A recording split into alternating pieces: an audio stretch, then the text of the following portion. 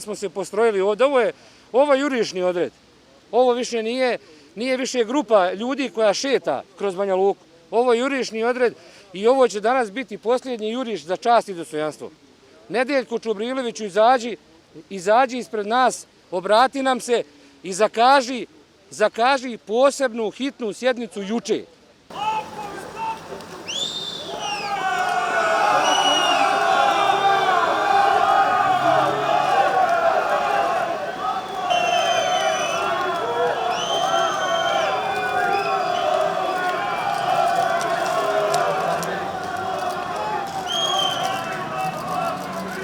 Ogorčeni su činjenicom na kojoj sam ja u više navrata govorio da su na sjednicu pozvan recimo Dragan Čović, Bakir Izetbegović i lider nekih stranaka koji čak nemaju poslanike u Narodnoj skupštini, a sa druge strane da borci već 10 godina ne mogu da kažu jednu riječ u Narodnoj skupštini, a oni su je dobrim dijelom najzaslužniji za njeno stvaranje.